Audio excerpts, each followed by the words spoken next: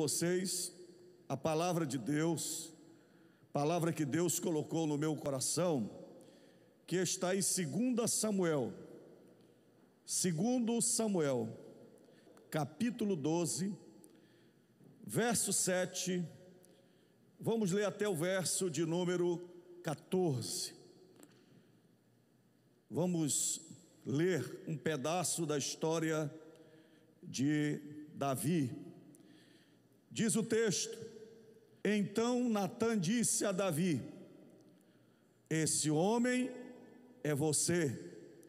Assim diz o Senhor, o Deus de Israel: eu ungi rei sobre Israel, e eu o livrei das mãos de Saul. Eu lhe dei a casa de seu senhor e as mulheres de seu senhor em seus braços. Também lhe dei a casa de Israel e de Judá. E se isso fosse pouco, eu teria acrescentado tais e tais coisas. Porque então você desprezou a palavra do Senhor, fazendo o que era mal aos olhos dele. Com a espada você matou Urias, o heteu. Você tomou por esposa a mulher dele, e depois de o matar com a espada dos filhos de Amon, agora, pois a espada jamais se afastará da sua casa, porque você me desprezou e tomou a mulher de Urias o heteu para ser sua mulher. Verso 11: assim diz o Senhor: eis que farei com que de sua própria casa venha o mal sobre você.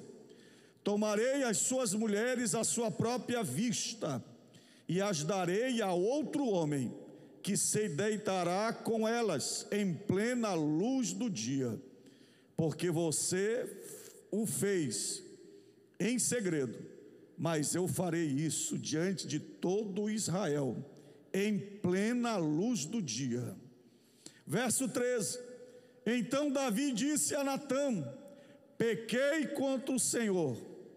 E Natã respondeu: também o Senhor perdoou o seu pecado. Você não morrerá, mas porque com isto você deu motivo a que os inimigos do Senhor blasfemassem, também o filho que lhe nasceu morrerá. A palavra fracasso faz parte da nossa vida. Todos nós, em algum momento da nossa vida, já fracassamos e vamos fracassar. A história que nós lemos é a história de Davi. Num dos momentos mais difíceis da sua vida, quando ele fracassa espiritualmente diante de Deus. Se você está com a sua Bíblia ainda no texto de 2 Samuel, o texto começa assim, dizendo que o Senhor enviou Natã a Davi. Natã foi falar com Davi. Observe que Deus, Ele nos ama em qualquer situação, inclusive quando nós fracassamos, porque Deus nunca vai deixar de nos amar. Mas Deus não pode nos abençoar se nós permanecermos no fracasso. E esse texto sobre a vida de Davi está aqui justamente para chamar a nossa atenção e nos dar lições preciosas de como nós podemos superar o fracasso espiritual. Enquanto você não superar o fracasso espiritual, a tua vida está arruinada e caminhando para a derrota, assim como aconteceu com Davi. Provérbios capítulo 24, verso 16 diz: porque 7 vezes cairá o justo e se levantará, mas os perversos são derribados pela calamidade. Porque o perverso, ele vive um fracasso constante. Ele não quer conserto com Deus, não quer restauração com Deus. E aqui nesta noite eu não quero falar com quem não quer ser restaurado, eu quero falar com quem quer ser restaurado, assim como Davi foi restaurado diante do Senhor. A primeira coisa que eu aprendo aqui nesse texto, na vida de Davi, é que eu devo reconhecer a realidade espiritual do fracasso na minha vida, na minha família.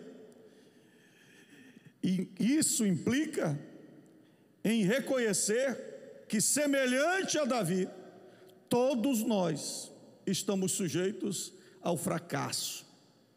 Há algo interessante, querido. A Bíblia, ela faz a diferença entre pecar e viver no pecado. A Bíblia diz: se nós dissermos que não temos pecado, nós enganamos-nos a nós mesmos e a verdade de Deus não está em nós. Mas isso não significa que, a partir do momento em que eu entreguei a minha vida a Jesus, que a minha vida vai continuar na prática do pecado. Porque a palavra de Deus diz que aquele que é nascido de Deus não vive na prática do pecado. É semelhante a alguém que vai andando pela rua e passa um carro e joga uma quantidade de lama. A primeira reação da pessoa qual é? É correr da lama. Por quê? Porque você não foi feito para andar sujo, com a roupa suja, fedendo. Então você quer se limpar. Mas veja a mesma experiência com um porco. Se um porco está perto de uma poça d'água, e então passa um carro e joga a lama no porco, a reação do porco vai ser correr para a lama, porque ele gosta da lama. Eu, na minha infância, quando eu era bem novinho, com 7 anos de idade, morava em Augusto Corrêa. Meu pai tinha uma criação de porco no fundo do quintal, para cultura doméstica, para o alimento doméstico. E nasceu uns porquinhos. E eu, na minha inocência, fui lá e escolhi um porquinho. Coloquei um lacinho no pescoço dele, coloquei uma cordinha no pescoço dele. Eu lavava o porquinho, dava banho no porquinho, cuidava dele dentro de casa.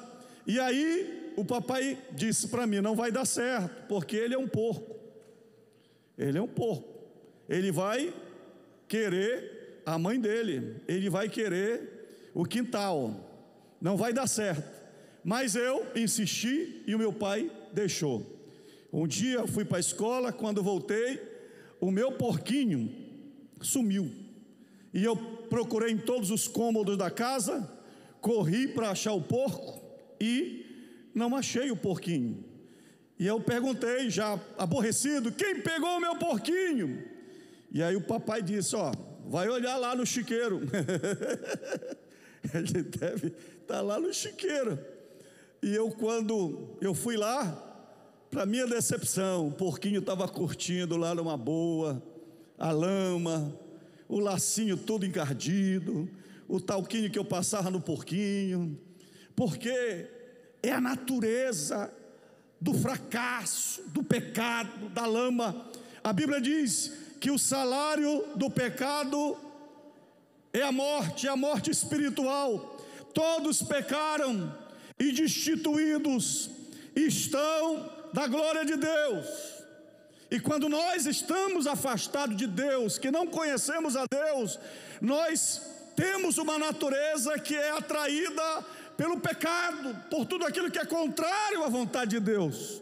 Mas quando você entrega a vida a Jesus e aceita Jesus como Salvador, assim como aconteceu com Davi, quando ele entra em cena na história, em 1 Samuel capítulo 16, que ele é chamado por Samuel, e ele é ungido diante dos seus irmãos. Diz a Bíblia que Davi foi cheio do Espírito Santo, e a partir dali, Davi se revela como um homem chamado, ungido, sábio, adorador, escritor de livros da palavra de Deus. Ele tem uma vida que se opõe a Saul, que é o rei perverso, o rei que adora e consulta outros deuses. Davi não. Davi mantém o seu coração amando a Deus, adorando a Deus. Quando você lê capítulo 11 e o verso de número 1 diz assim, de 1 Samuel, aliás de 2 Samuel: decorrido o ano, no tempo em que os reis costumavam sair para a guerra, Davi enviou Joabe, seus oficiais e todo o Israel, e eles destruíram os filhos de Amon e sitiaram a cidade de Rabá, mas Davi ficou em Jerusalém. E diz o texto: uma tarde, Davi se levantou do seu leito e andava passeando no terraço do palácio real. Dali viu uma mulher que estava tomando banho. Ela era muito bonita. Davi mandou perguntar quem era. Disseram-lhe: Betseba, filha de Eliã e mulher de Urias o heteu. Então Davi mandou mensageiros que a trouxessem. Ela veio e se deitou com ela. Ora, Betseba tinha acabado de se purificar da impureza da menstruação. Depois ela voltou para casa. Até grandes homens, ungidos, libertos, escritores da palavra de Deus, vencedores, podem fracassar.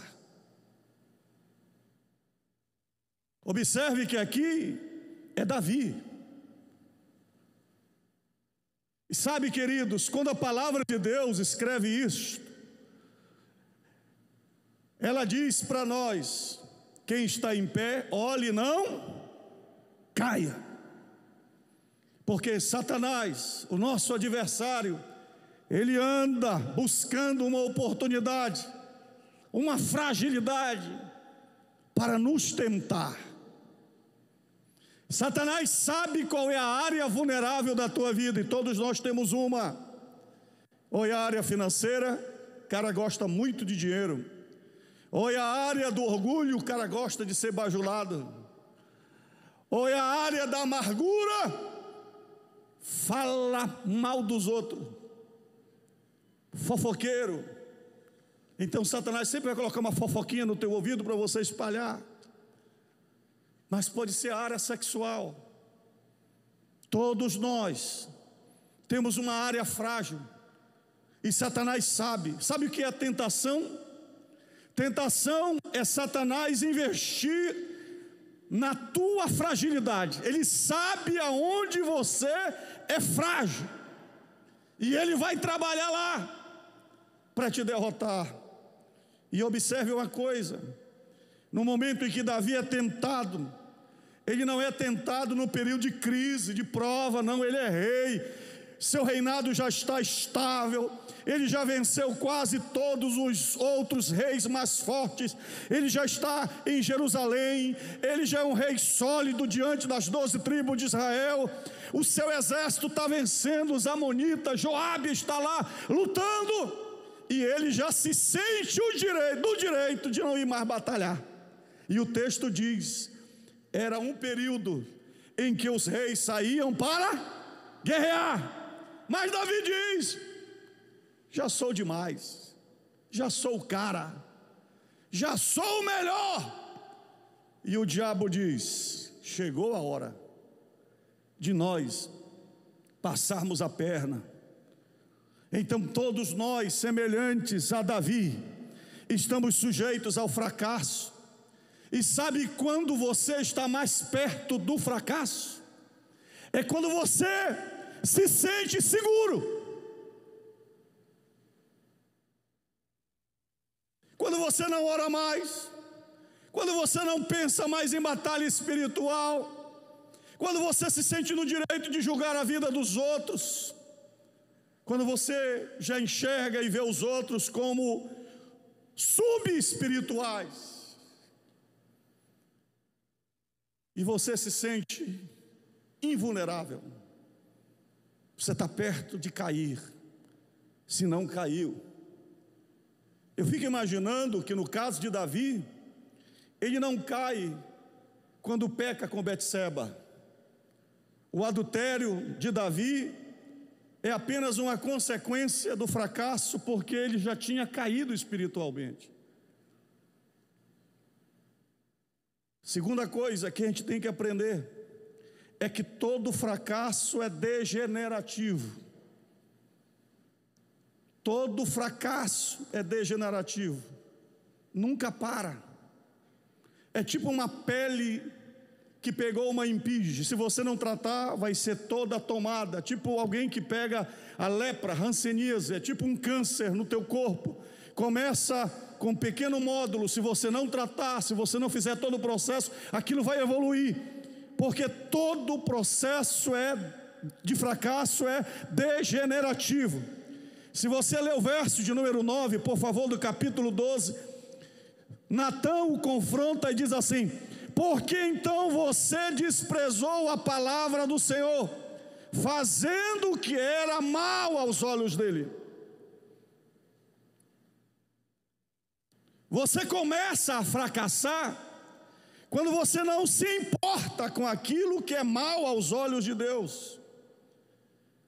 E quando você admite a ideia de dar o primeiro passo, aquilo vai abrindo, aquilo vai esgarçando, aquilo vai se aprofundando, e você vai perdendo a percepção, a noção de quão terrível você está ficando, de quão iracundo você está ficando, de quão imoral você está ficando, porque a própria pessoa que está fracassando, às vezes, ela não tem esse discernimento da mudança. Quem está entendendo o que eu estou falando? Ele cobiçou Betseba, capítulo 11, verso 2, capítulo 11, verso 4, 2 Samuel, ele vai lá e adultera. Olha, irmão, para um cara ter coragem de mandar chamar a mulher de um soldado que está no campo de batalha, a casa do rei tinha outras concubinas, tinha servos, ele tinha assessores, mas o cara que está em pecado, ele não pensa nada disso. Na cabeça dele, ele vai manter tudo isso em secreto. E ele chama a mulher para casa, para o palácio, e ele adulterou. Depois, Betseba manda avisar: estou grávida. O adultério em Israel era punido com morte, apedrejamento. O próprio rei era vítima disso também, do julgamento de Deus. Mas Davi não estava preocupado com a questão da morte física, ele estava preocupado com a sua reputação. Ele é escritor bíblico, os salmos que se cantavam em Israel eram escritos por ele, a fidelidade dele ao Senhor. Ele é o tal, ele é o guerreiro de Deus, ele é o grande pastor, ele é o grande pregador. O que é que vão dizer de mim? Eu tenho uma reputação a zelar. Então, o que ele faz?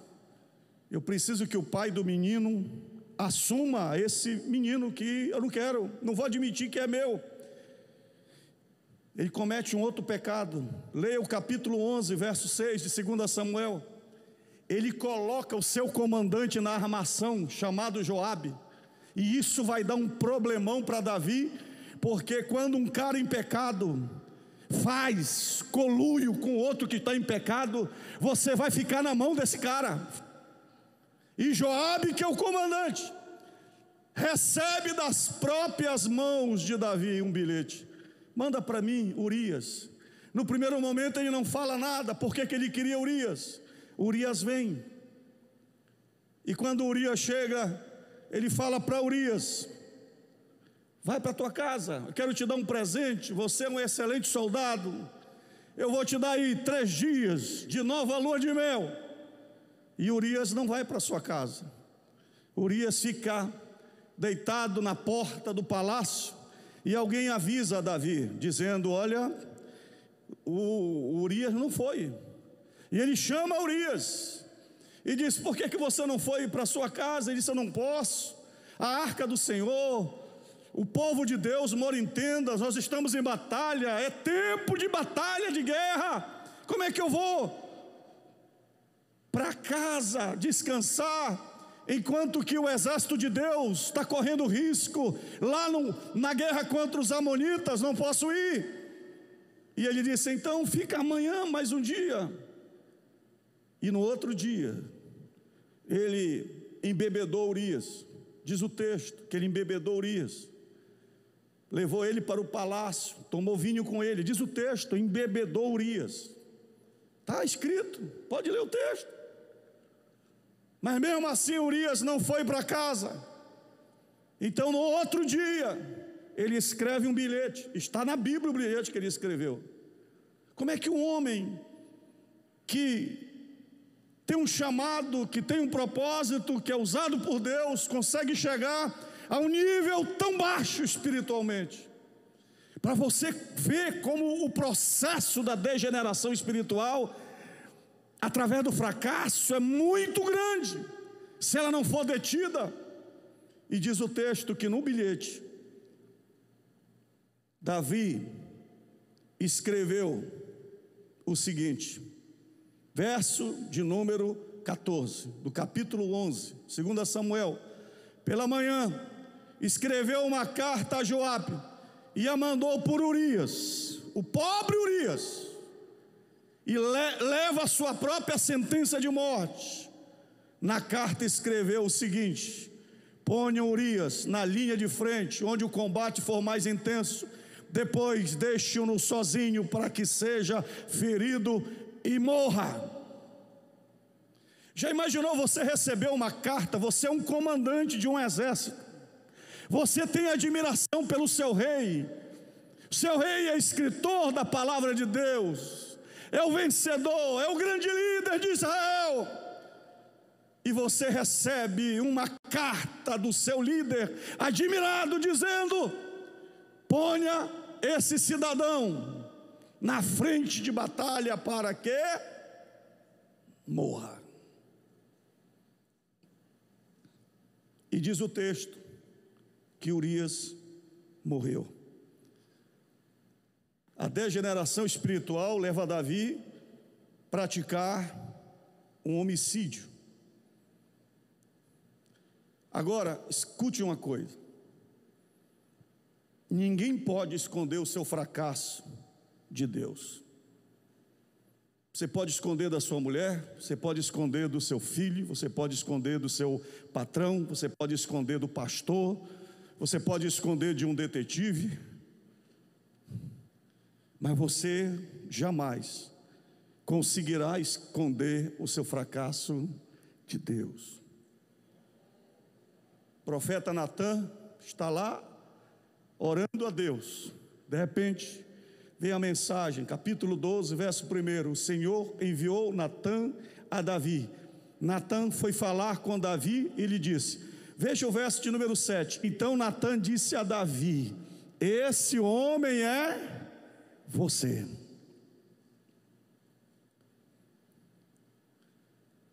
Deus sabe quem você é, Deus conhece as tuas entranhas. A Bíblia diz que os olhos do Senhor estão em todos os lugares, Ele conhece os bons e os maus. A Bíblia diz que tudo está patente e nu aos olhos de Deus. Toda a estratégia, toda a trama elaborada por Davi é descoberta por quem? Por Deus. Ninguém tinha coragem de enfrentar o rei, falar alguma coisa para o rei. A quarta coisa importante sobre a realidade do fracasso espiritual é que o fracasso pode nos conduzir à hipocrisia. Capítulo 12, o verso de número 5, Quando Natã vai confrontar Davi, Natã é muito sábio. Imagina o pastor Enaldo sendo enviado por Deus para confrontar alguém em adultério que já matou o marido da mulher e está disposto a matar todo mundo. Imagina que o cara é um delegado federal ou é um governador. É assim, o nível é esse. E Deus manda o pobrezinho do pastor Enaldo, vai lá e confronta ele. Olha, irmão, Natã é muito macho, mas Natã foi sábio.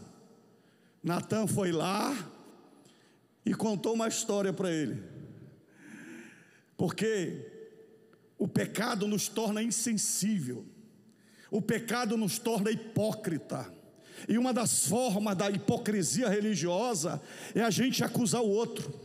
Sabe aquela história, quando todo mundo estiver sujo, ninguém vai ver a minha sujeira. Então, para eu esconder a imundície da minha vida, eu tenho que tornar todo mundo imundo.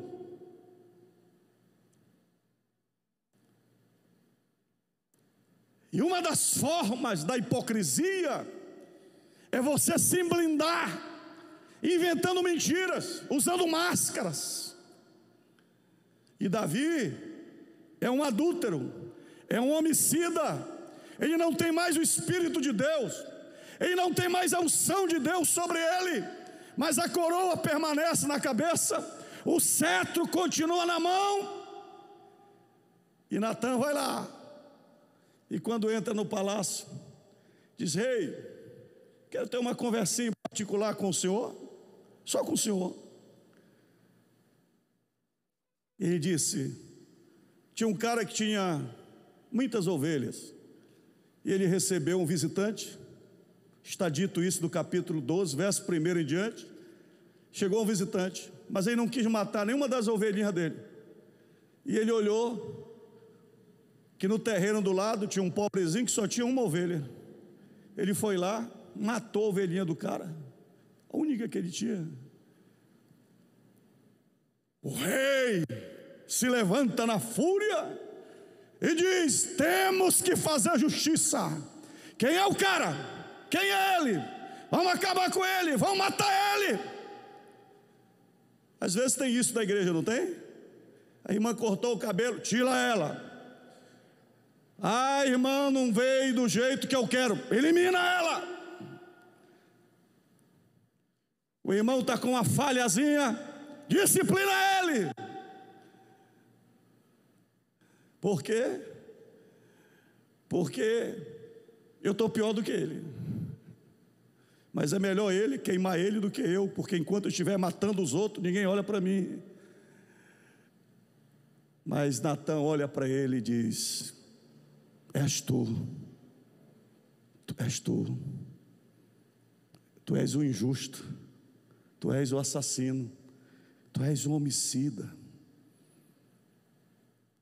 Quantos nós vivemos em hipocrisia dentro das nossas casas? Nós não oramos, mas mandamos o nosso filho orar. Somos viciados em outras coisas, mas estamos punindo os nossos filhos. Em todas as áreas da nossa vida. O que é que eu aprendo em segundo lugar aqui nessa história? Que a minha maior preocupação não é com o prejuízo do meu fracasso diante das pessoas, mas com o prejuízo do meu fracasso espiritual diante de Deus. E eu vou dizer uma coisa a vocês, que quase todos os dias acontece aqui na igreja. Quando alguém vem confessar alguma coisa para mim, a primeira coisa que ele diz é: pastor, como é que vai ficar eu? E a minha reputação? O que é que vão dizer de mim? O que é que vão falar de mim? Meus filhos, minha mulher e o meu ministério. E essa não deveria ser a nossa preocupação. Vai ter consequências? Tem. O nosso fracasso tem consequências. Mas a nossa maior preocupação é com Deus. E quando eu olho para Deus e tenho a certeza que Deus está olhando para o meu fracasso, em primeiro lugar, eu tenho que lembrar que todo fracasso na minha vida é um desprezo ao Senhor. Quando Natã confronta Davi, no capítulo 12, no verso 7 ao verso de número 9, eu vou ler novamente. Olha o que ele diz: então Natã disse a Davi: esse homem é você, assim diz o Senhor Deus de Israel, eu ungi rei sobre Israel, eu o livrei das mãos de Saul, eu lhe dei a casa de seu senhor e as mulheres de seu senhor em seus braços, também lhe dei a casa de Israel e de Judá. E se isso fosse pouco, eu teria acrescentado tais e tais coisas. Porque então você desprezou a palavra do Senhor, fazendo o que era mal aos olhos dele?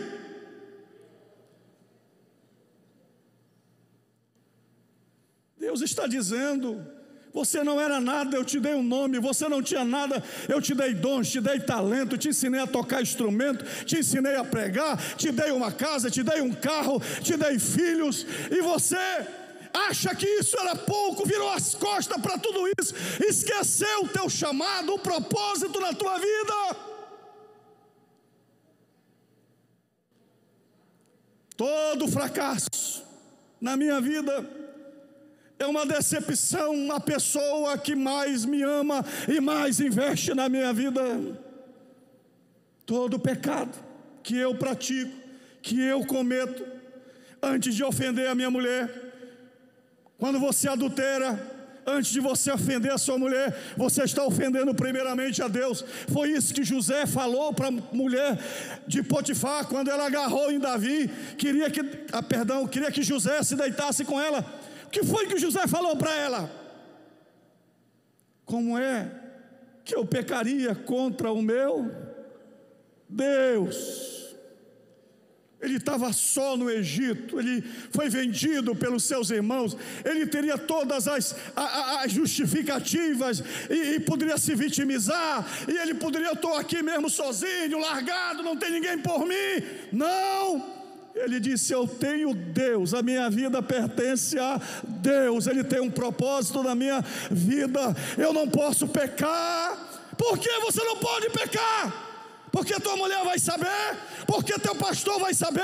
Não, eu não posso pecar, porque eu não posso decepcionar a Deus.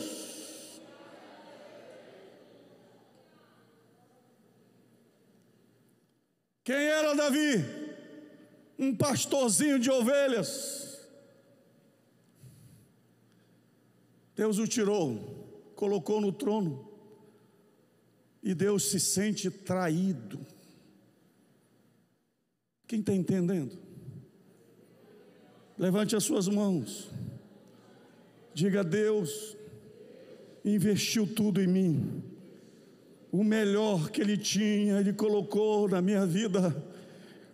Então pegue na mão do irmão que está do seu lado, diga: você tem a maior de todas as razões para não pecar, para não fracassar,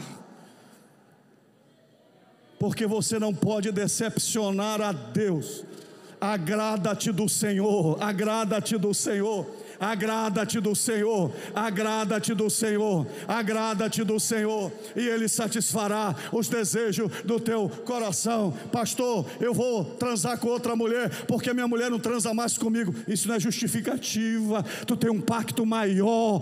Você tem que agradar a Deus mais do que os teus apetites sexuais. Pastor, eu estou passando fome, tem um monte de gente roubando, eu vou roubar também. Não pode. Por que não pode? Porque você não vai colocar o teu nome no escândalo. Não é por isso não, também por isso, mas a maior razão é porque Deus investiu tudo em você. Deus conta contigo aqui nesta terra para glorificar o seu nome.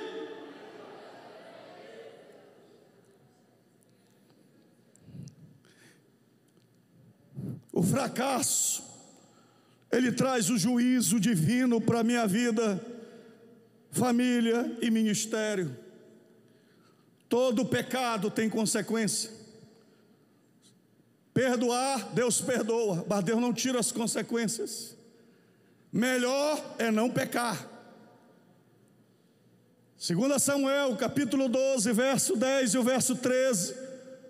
Está bem claro que Deus disse a Davi: agora, pois, a espada jamais se afastará da sua casa, porque você me desprezou e tomou a mulher de Urias, o heteu, para ser sua mulher. Assim diz o Senhor: eis que farei com que sua própria casa venha o mal sobre a sua própria casa e sobre você.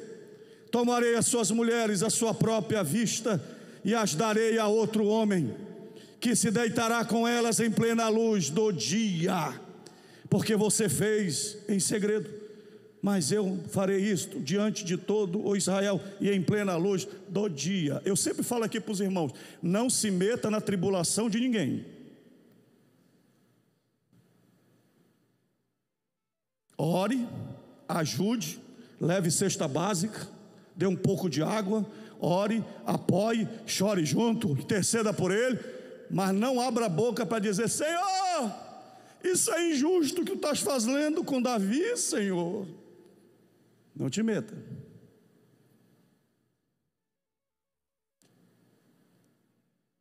Deus tem juízos pessoais, Deus tem juízos familiares, Deus tem juízos nacionais, Deus tem juízos mundiais, Deus tem juízos na eternidade.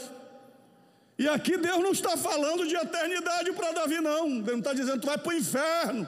Deus está dizendo: o inferno vai ser aqui mesmo, meu filho. E eu não tenho tempo aqui para falar, mas leia o capítulo 13, 14, 15, 16, 17, 18 de 2 Samuel. Continue a história. Você vai ver a tragédia na família de Davi: estupro, assassinato. Seu filho Absalão usurpa o seu trono. Seu próprio filho possui as mulheres de Davi no terraço. E Davi já estava perdoado. Quem pode dizer amém? O fracasso tem um livramento. Quando a gente olha para ele, é o amor de Deus. Coloque a mão no seu coração. Talvez você diga: mas por que o pastor trouxe essa mensagem? O pastor está com raiva? Não, essa mensagem é para mim. Escute uma coisa: a mensagem que te sara é a palavra de Deus. Eu não posso colocar confeite doce em cima do seu fracasso e dizer que você vai embora para casa e tudo vai dar certo. Não, mas eu vou profetizar em nome do Senhor Jesus. Se você mudar de procedimento, apesar do teu fracasso, Deus te ama. Deus te ama. Coloca a mão assim no seu peito, diga: apesar do meu fracasso, Deus me ama. Eu não sei o quanto você está sangrando, ferido, talvez a consciência sendo pressionada dentro de você, mas talvez você esteja aqui como Davi. E quando Natan acaba de falar, verso de número 13, diz assim o texto: então Davi disse a Natan: pequei contra o Senhor. E Natan respondeu, na mesma hora, no mesmo instante. Natan não disse para Davi: vai fazer uma campanha de oração, vai dar 7 mergulhos no Rio Jordão, vai a pé daqui para o Monte Hermon e volta. Não! Quando Davi disse: pequei, é tudo verdade. Natan respondeu: também o Senhor perdoou o seu pecado, você não morrerá. Fala para o teu irmão que está do teu lado: o Senhor te perdoa. Sabe por que eu estou trazendo essa mensagem para você hoje? Não é para te condenar, é para fazer você entender que o melhor de Deus ainda pode sair deste fracasso. o melhor de Deus na tua vida pode acontecer a partir da maior derrota em que você esteja prostrado. E aí você pergunta para mim, pastor, o que é que eu devo fazer? Em primeiro lugar, como superar o fracasso?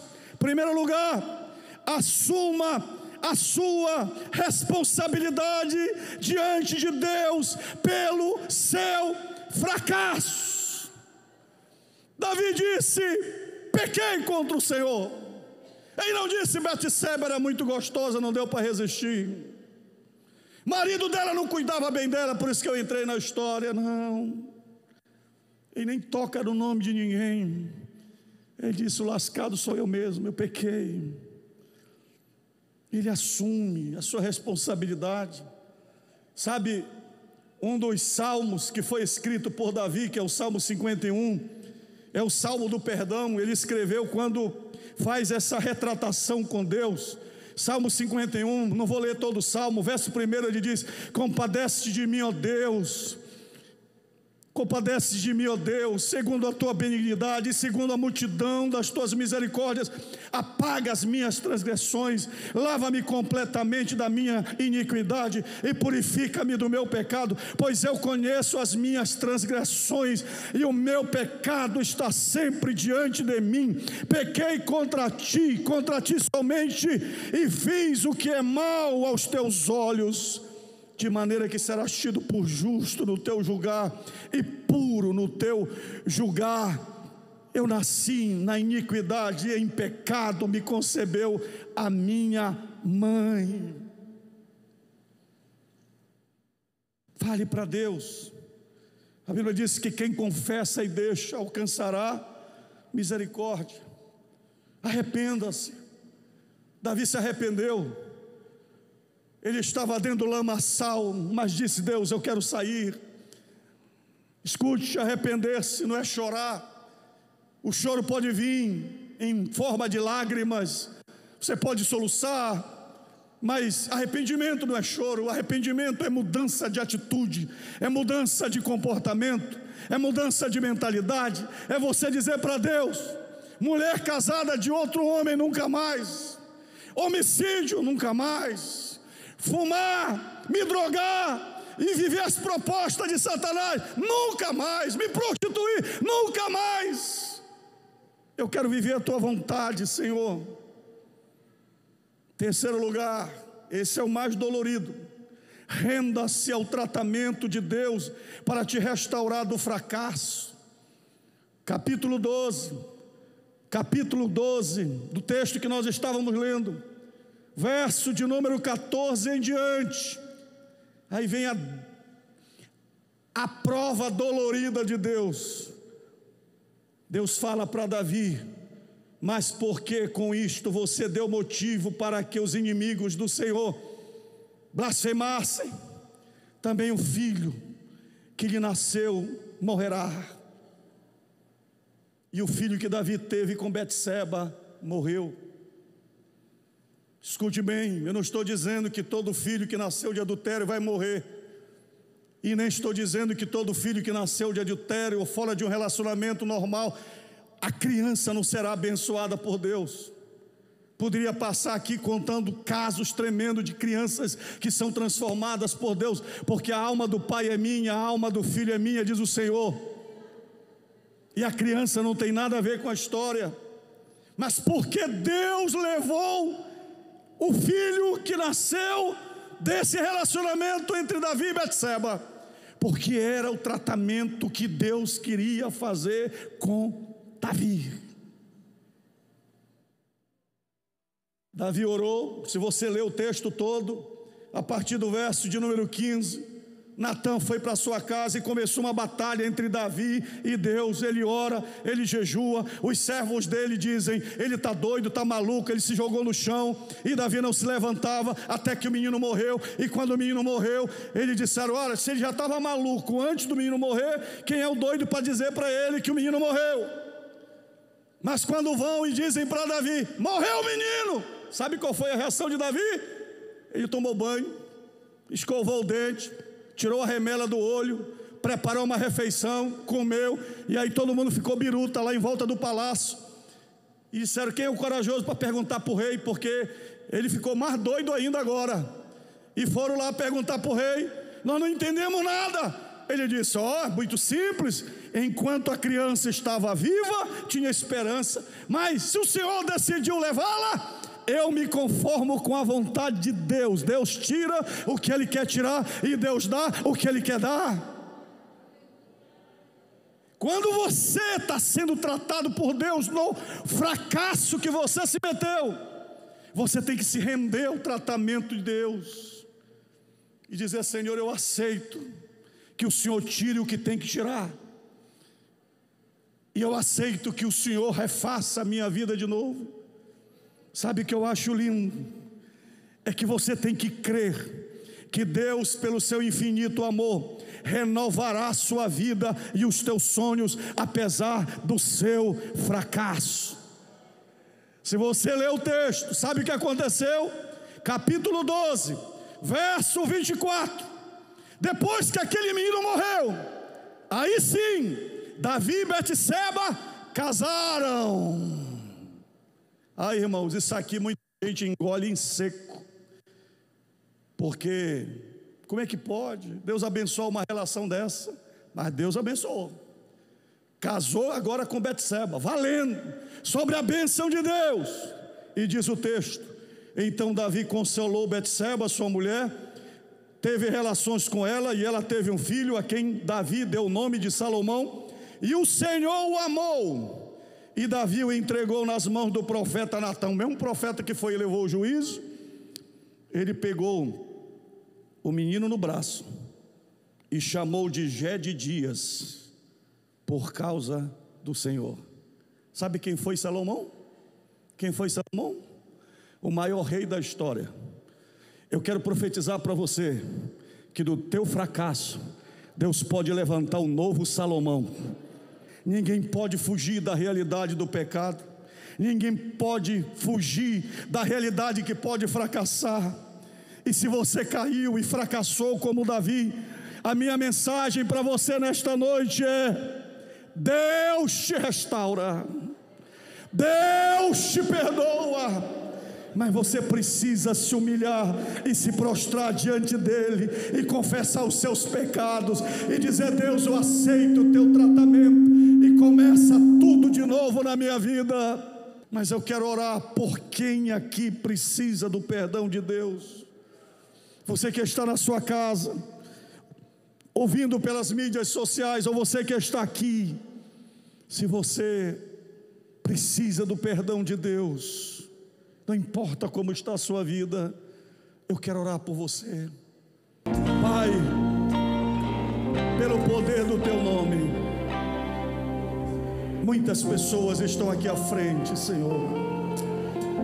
Ah, Deus, eu sou apenas um mensageiro, eu sou apenas o Natã que o Senhor está mandando falar, mas eu não sou mensageiro de condenação, Senhor, porque na verdade o Senhor não queria condenar Davi, o Senhor queria salvar a Davi, porque se o Senhor tivesse interessado na sua derrota, o Senhor não teria nem ido falar com ele.